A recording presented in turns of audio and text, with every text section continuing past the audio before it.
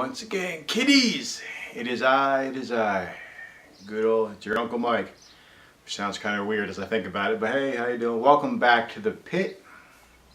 As you can see, I am right now once again in my, I'll call it my fortress of dorkitude, possibly even my nerdvana, if you shall. Thank you so much for, clicking on the watch button on the YouTubes. And if you didn't click on that, I don't know how the hell you're seeing this. So whichever. Let me see here. Let you know a little bit of a program thing now. It has been suggested to me by a couple of my friends, and yes, people, I do have friends, that maybe I should give each segment that I talk about its own video, like cut each video down to bite-sized pieces, so to speak, so it's easily digestible. So you don't have to listen to this pompous windbag talking over and over, and ad nauseum, so to speak. So I shall be doing that in the future. This video should be broken down into certain bits, or I will have each bit put on the channel. I will also, however, have the entire thing put on the channel in case you want to have it in one long marathon. Why the hell anyone want to do that, I don't know, but I'm going to have some extra bits possibly for those who want to watch a long chunk. Just, for anyone who sits through this crap and goes through the long haul, you deserve a little something something. So I figure anyway. Well, to let you know, we are now a couple days away from Retrofest, which was a big success. I would like to thank all my peeps for coming down, but none of you fuckers came down. So I'm kind of pissed off at you. I'm kind of not that pissed off at you because, one, we did really well. And two, it's not like anyone said, hey, I'll be there. So, whichever, right? So, as I say, no harm, no foul. I would like to have seen my peeps. You know who you are. I would like to wish they were there so I could see a lot of people say, hey, what's up? But I made new peeps, which is awesome. I actually had a couple people recognize me from the show, which I was like, really? You're kidding?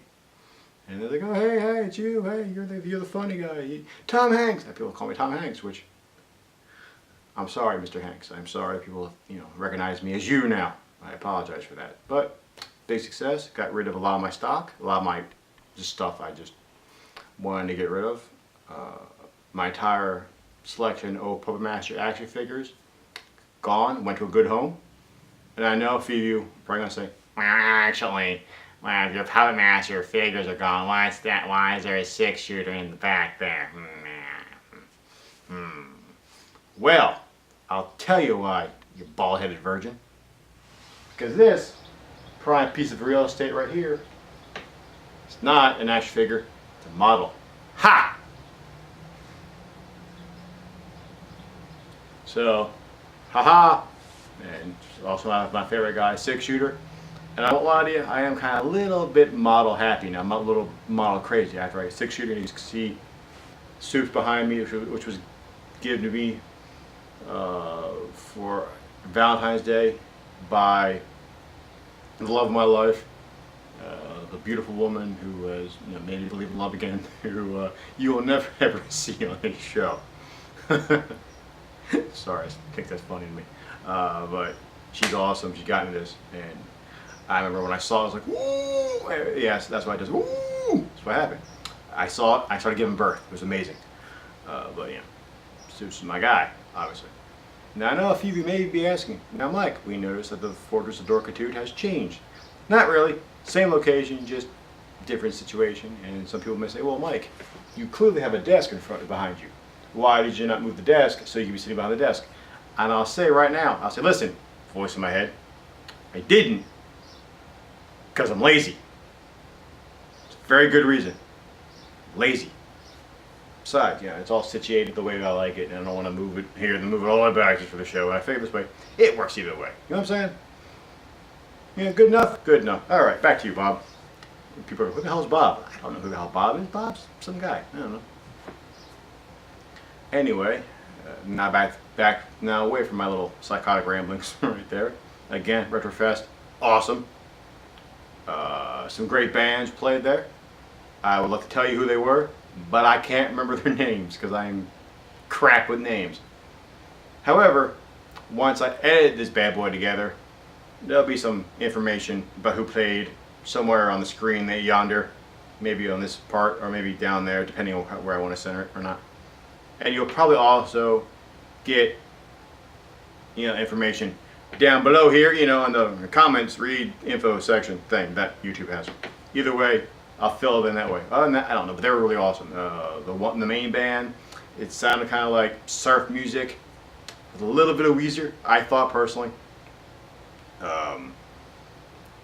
They had one of the singers was wearing a luchador mask, which is awesome. Another guy was wearing a suit and a monkey mask, and it was hot that day, and it'd be sweating balls. And the mayor, exactly. Thank you, phone, mayor. Matter of fact, if anyone knows what that was from, put it in the comment section below or shoot me a tweet at ThePitS2E3, and well, you're not gonna get any prizes because let's be realistic, but you'll get a thumbs up and maybe a mention on the next video. Which, if you really care about that stuff, awesome. If not, move on. Well, so I got that out of the way. All right, now comes the part where I start talking about what the point of today's show is. Now, the first section is going to be wrestling.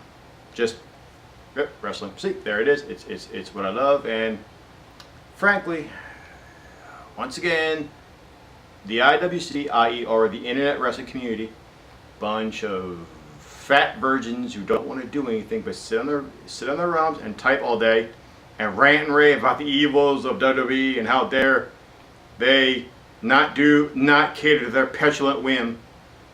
How dare they push John Cena even though he's their top merchandise seller and the kids love him and he's a workhorse. How dare they? We want you to push somebody else because we say so.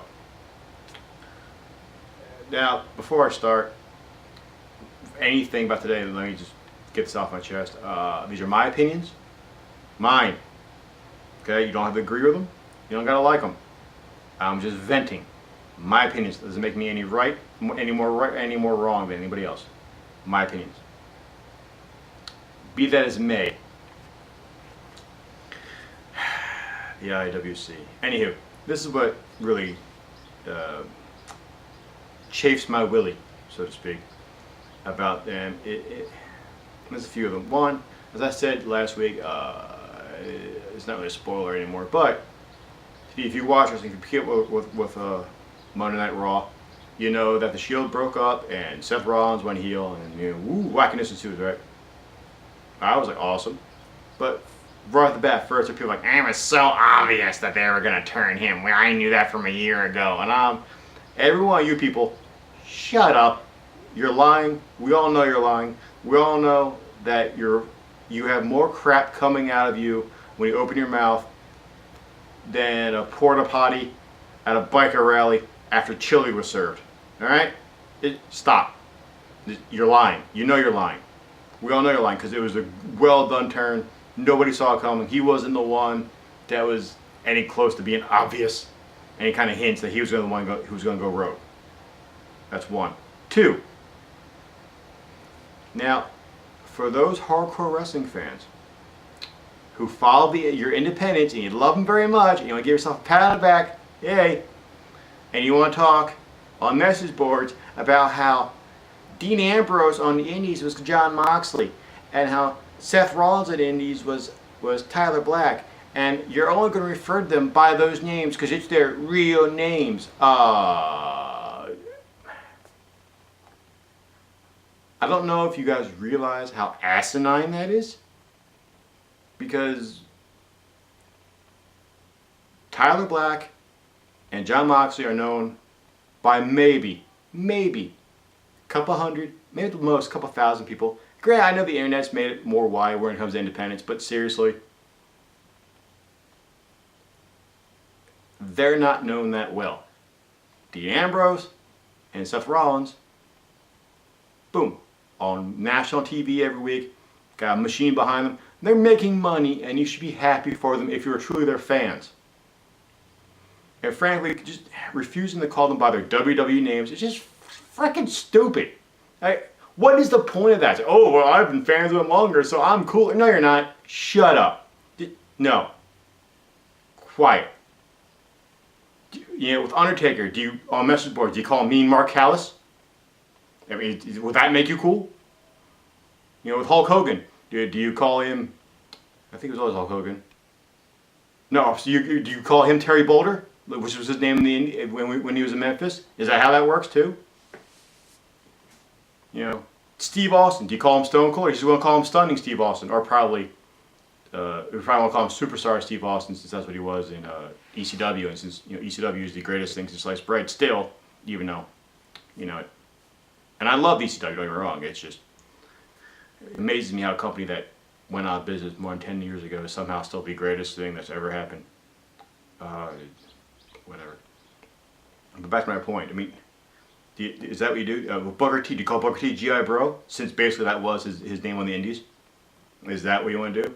X-Pac, do you guys call X-Pac the Lightning Kid?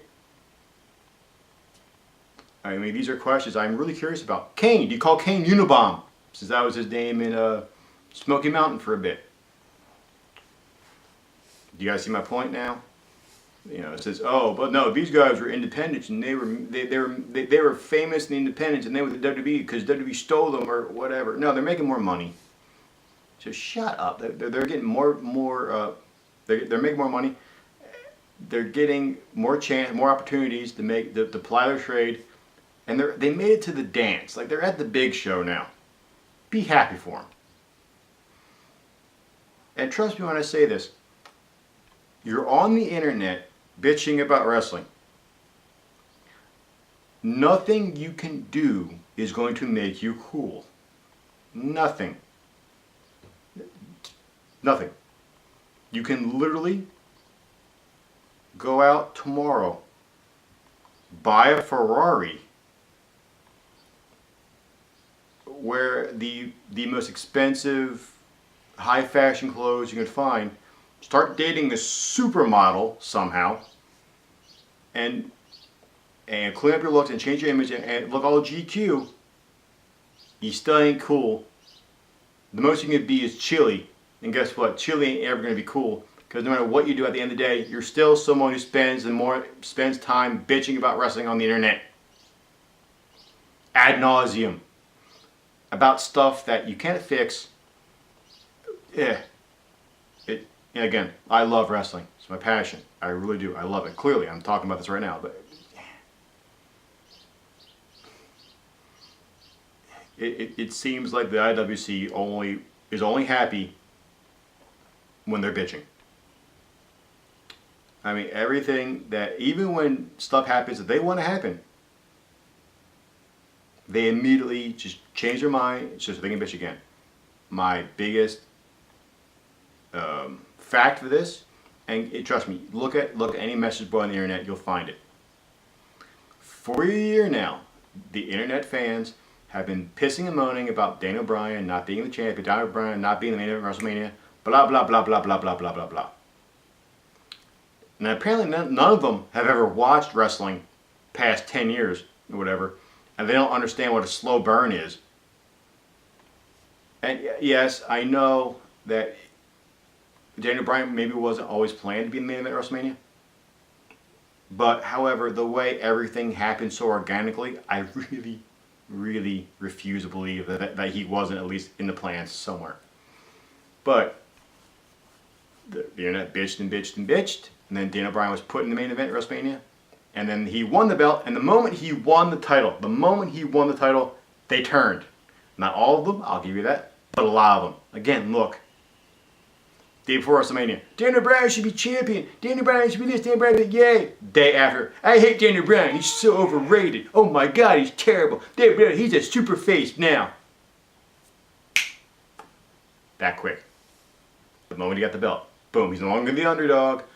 Boom, and then they just went and they pushed Dolph Ziggler some more because he's still their project apparently. And I love me some Dolph, but yeah, it's because. And if you want another example, Zack Ryder. A couple years ago, however long it was, the internet was all about Zack Ryder. They were all in Zack Ryder shorts. They were all about him. He was the greatest thing since sliced bread. Oh my God, he's the greatest wrestler since Jack Briscoe. Holy crap. They give him a push. Nobody cares. At the moment he got the U.S. even the poor guy got the U.S. title and nobody cared. Like literally the internet's like, I don't like him. I don't like Zack Ryder. He sucks. He's a shits. Zack Ryder, Dolph Ziggler, again, Dolph, same thing. They were pushing him, and then when he got the world title, not even before he got the world title, when they were giving the big push a couple years ago, before he got kicked in the face. When they were pushing him to the moon, and he was having main event matches on Raw and everything, and they had Vicky with him. Again, look it up. He was getting a big push, and I don't like him. He's a shits. He's terrible. He can only get heat with Vicky. He gets, and then he gets the Money in the Bank. We want Ziggler, and then he gets the title. They turn on him again. It's crap. I mean, it's amazing to me how this works. But, and I know if anyone watches this, I'm sure I'll get shit for this, but I don't care. Because if you were truly honest about this, and you look at it objectively, there is enough proof that backs up my claims every single time. And on a side note, for those who say that WWE is easy to call, that it's really simplistic, that it's obvious what they do at times, that the booking plans are obvious, that's the same old shit what I read all the time. I want to make this perfectly clear. If you spend your entire day looking at spoilers on the internet, you have now lost the right to bitch about storyline twists being obvious. You understand that, right? You are reading ahead to further chapters in the book than the rest of the class. So that when the twist in the story happens, and everyone else is like, wow, that's really good. You can't sit there and go, well, I saw it coming. Of course I saw it coming. You read it on the internet, you freaking retards. Damn it. And it's like people read Game of Thrones and then, complain about the Red Wedding. And I mean complain about it because they did it wrong. I mean complain about it as in, they saw it coming. Of course they saw it coming. You read the book, you freaking idiot. It's like that. See? Okay. Now I'm going to get that negativity out of the way. Because, Raw again this week. Awesome episode. I enjoyed it. I'm sure people are like, stupid. And John Cena, he beat Kane, and John Cena, and Super Cena, blah, blah, blah, blah. Whatever. And literally, I don't care how many angry, freaking fat, angry, chubby guys in red hats want to bitch about how many times Cena wins. Get it through your heads, it's not changing. He's the #1 merchandise seller for the company. He does a crap ton of stuff for the kids. The man's a workhorse. That's it. I mean, that's it. He's not even their top guy. I mean, I don't even know who their top guy is right now with Daniel Bryan gone. Honestly, I don't know who their top good guy is, to be perfectly honest with you. It's kind of like a free fall right now. But it's not John Cena. John Cena isn't at the top of the card. At least he wasn't on Raw. So if Cena's not at the top of the card, he's not really your top face. And yeah, I know he's going to be the Money Bank he's going to be in the Money in the Bank match for the WWE title, the WWE World Heavyweight title, which I'm very excited for. I'm excited for that match. I love Money in the Bank, and if Cena wins, Cena wins. I don't lie. I probably hope Cena wins just so I can hear the internet, just so I can see the internet explode again, because it's always fun. But I don't think he's going to win. I mean, I don't have predictions. In my head, I'm thinking maybe Reigns, maybe Bray Wyatt, and maybe Cesaro. Those are my 3 picks. I know people like, you can't have more than 1 pick. Yeah, you can. Fuck you. And those are my 3. Those are the 3 that I think could win it. But Del Rio could win it. They could throw as a surprise Del Rio, and I'd be like, all right, I like Del Rio. I do. So there. So now when we get off the soapbox, I'm gonna pass along to the other parts of the show, and this one is gonna be interesting. It's gonna be about superhero movies, and not anything recent, because I am never gonna see Amazing Spider-Man 2. I can't get past the dude who plays Spider-Man. No, he's too pretty to be Peter Parker. Too much freaking product in his hair. And also, Rhino looks retarded. I can't do it, so whichever. But I just, today, for the first time in a very long time, I watched Spawn, the movie. And, God, that's terrible. The movie is horrible. I mean, it's atrocious. It is. I will watch a marathon of Superman 4 before I watch Spawn again. Yeah, you heard me say it. Hey, so here's something that I'm curious about. I'm going to pass it out to the peeps. Now you can either reply to me either via the comment section below on the Facebook group page for the pit, or send me a tweet at the ThePitS2E3 and use the hashtag superhero movies.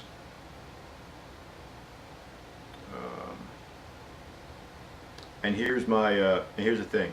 What, to you, my faithful viewers, is the worst superhero movie ever? Now I know you can't give reasons behind your opinion via Twitter because you only have so many characters you can use. But if you can back it up in a couple sentences or less, awesome, because I really want to know. And I mean, get them in quick, because I'll read them and then I'll print them out, and then again I'll select the best ones and read them on the show. So there's that. I want to get that out of the way. And I'll get back to Spawn because I have more time to kill. But Spawn, it was horrible. I mean, everything about it was bad. Everything. Except for Michael Jai White playing... Oh, okay. Michael Jai White, who I love as an actor. I think he's great. I'm a huge fan of Black Dynamite and a lot of other movies he's been in. And he's great as Al Simmons, but once he becomes Spawn, and I don't blame him, I blame the writing. I really do. Because he's a good actor, but the writing for this movie was atrocious. John Leguizamo was horrible. Okay, Clown is horrible. John Leguizamo was awesome, but the character they gave him for the clown just was ridiculous. The CGI looks like it came straight out of a Nintendo 64 game. Even back then, it looked bad. There's no plot. It's like they were like, oh, let's do this. Oh, look, Spawn does this now. Chemical warfare. Yeah. Oh wait. Oh, here's CGI. Let's just distract him with CGI. And oh, hey, look, more stuff. There's no there's no hey, plan A, plan B. It's just all over the fuck place. It's like literally Jackson Pollock painting.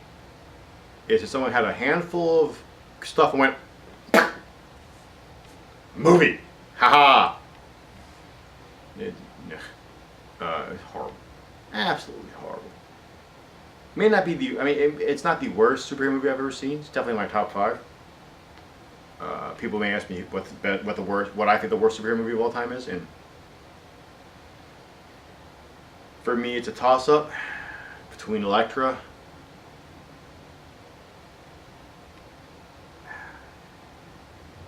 and Catwoman. I know a few people probably thought I might say Man of Steel. And for a lot of reasons, I can. Still think it was the worst movie I saw last year, and I really think it's one of the worst movies I've ever seen in my life. And not just because of what they do to Superman, but with the mythology and how far off it is, but just as a movie, it's just the movie itself. It sucks. It has the Green Lantern effect. The Green Lantern, same thing. As a movie by itself, Green Lantern is a terrible movie. But then when you add to the fact that I like the comics, now the movie's just smacking you in the face. It's like, oh, you like this movie? You like this comic, huh? Oh, you like mythology, huh? Well, we're not going to take it seriously. We are just gonna fuck it up as much as possible. Same with Superman.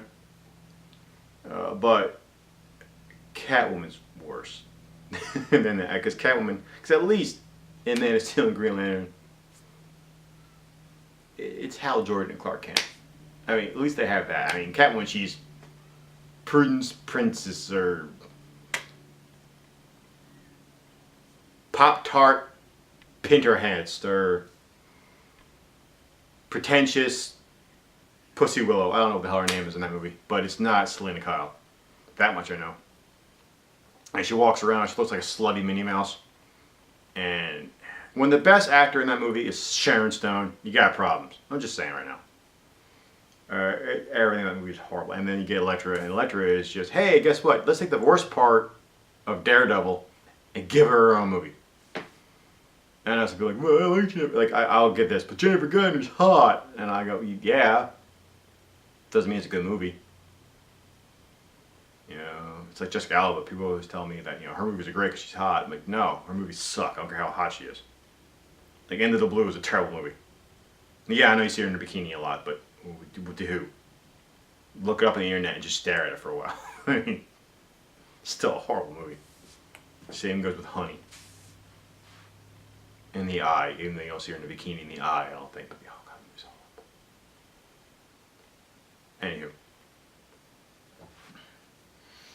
So, yeah, there's that.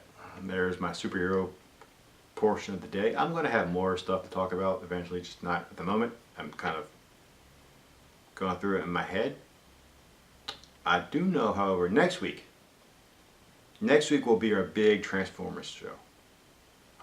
Big as in I'll actually have a guest. That's right, I'll have the only person I know who loves Transformers and life more than life itself. This guy knows all about Transformers. Granted, it's going to be fun since it takes him an hour to form a sentence, so this is going to be entertaining. Next week, Decoy Bryan, aka Baldimus Prime, will be here next week. Will be my guest, and we will discuss Transformers. Because Transformers 4 is coming out, and we both know it's going to suck balls. Well, we're going to see it anyway, because, you know, we're sadists. You know, we like torturing ourselves. And frankly, but why not? I've seen the first 3 in theaters, so we gotta see the 4th one in theaters. But we'll talk about, you know, not all the Transformers from when I was a kid, like the 80s cartoon, definitely the movie. And for those of you who are my age, you'll understand when I say that movie was the death of childhood for a lot of us. Oh, damn, that movie's harsh. It takes a serious hard left turn. So that's that. That'll be next week. This episode is not going as nearly as long as I expected it to, so I may or may not cut it down. But if I do, you'll know. Also, another side note, I got once again to talk about like Dust the Road with, because my impersonation of the American Dream got me quite a few comments last week, baby. What happened was, see, I whipped out Dust the Road, and our comments for last video tripled the amount that I have in this from the video prior. So I got to do some more Dust the Road, if I will. That's right, baby. And I hope you went and you watched my tremendous interview about Hard Times. One of the greatest interviews of all time, baby. That's right. Now stop now. I'll turn it back to you, Mike. Thank you, Dusty. I know people want to go like, what the hell is going on? What is he smoking? Nothing.